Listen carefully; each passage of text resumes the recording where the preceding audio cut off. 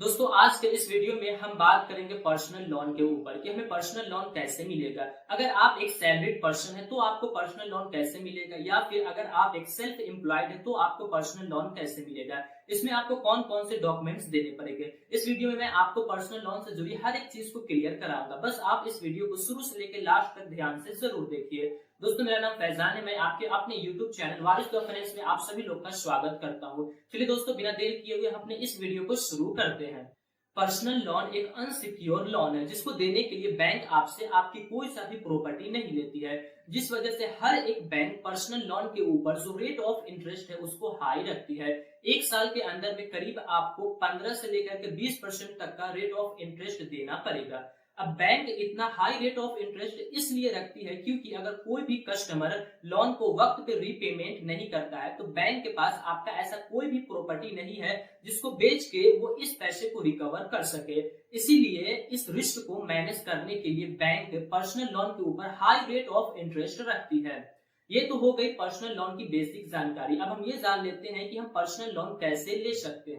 तो personal loan लेने के लिए आपके पास कुछ जरूरी डॉक्यूमेंट्स होना चाहिए और आपका सिविल स्कोर ठीक होना चाहिए। सिविल स्कोर का आप इससे अंदाजा लगा सकते हैं कि आपका सिविल ठीक है या फिर खराब है। अगर आपने पास्ट में कोई भी लोन लिया होगा, अगर आपने उसका ईएमआई वक्त पे किया होगा, इसका मतलब आपका सिविल स्कोर ठीक है। या फिर अगर आपने उस ईएमआई को वक्त पे नहीं किया है तो आपका सिविल स्कोर खराब होगा। लेकिन अगर कोई ऐसा व्यक्ति है जो अब तक अगर कोई लोन नहीं लिया होगा तो इस केस में उसका सिविल स्कोर -1 होगा।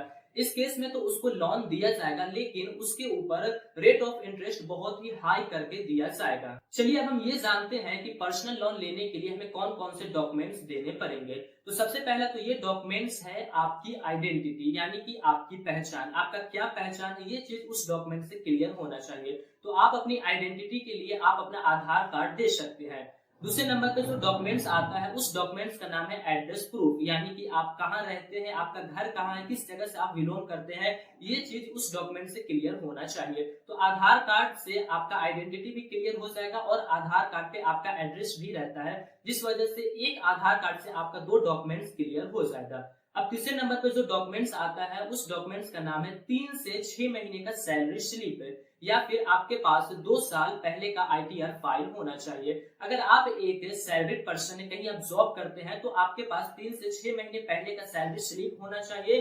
अगर आप कहीं जॉब नहीं करते हैं, अगर आप एक सेल्फ एम्प्लॉयड है, कहीं आप काम करते हैं या फिर कोई आप बिजनेस करते हैं, आपका पैसा आपके हाथ में दिया जाता है, तो इस केस में आपके पास 2 साल पहले का आईटीआर फाइल होना चाहिए। इनकम टैक्स रिटर्न फाइल होना चाहिए। भले ही आप गवर्नमेंट को कोई टैक्स ना दे लेकिन आपके पास 2 साल पहले का आईटीआर फाइल होना चाहिए। तो तीसरे नंबर पे जो हमारा डॉक्यूमेंट्स है वो है 3 से 6 महीने पहले का सैलरी स्लिप, या फिर आपके पास 2 साल पहले का आईटीआर फाइल होना चाहिए। चौथे नंबर पे जो डॉक्यूमेंट्स आता है वो है आपका बैंक डॉक्यूमेंट्स। आपके पास पासबुक होना चाहिए, आपके पास एटीएम होना चाहिए और उस अकाउंट नंबर से रजिस्टर्ड मोबाइल नंबर होना चाहिए, क्योंकि जो पर्सनल लोन आपको दिया जाएगा वो आपके डायरेक्ट बैंक अकाउंट में आएगा और उसी बैंक अकाउंट से ऑटो डेबिट होकर कटेगा, जिसमें आपको एटीएम और रजिस्टर्ड मोबाइल नंबर की जरूरत पड़ेगी।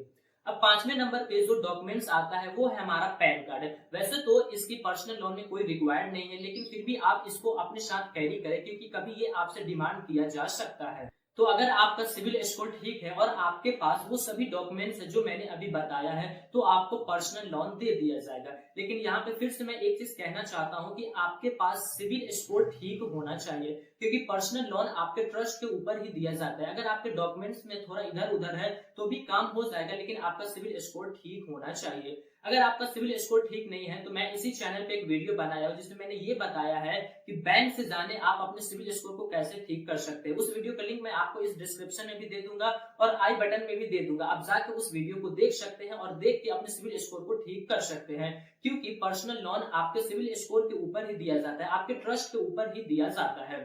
तो दोस्तों मैं आशा करता हूं कि आपको हमारी ये जानकारी अच्छी लगी होगी। दोस्तों अगर हमारी ये जानकारी अच्छी लगी है तो हमारे इस वीडियो को लाइक करें और हमारे इस चैनल को वारिस द फाइनेंस को सब्सक्राइब करें फाइनेंस से जुड़ी सभी वीडियोस को देखने के लिए।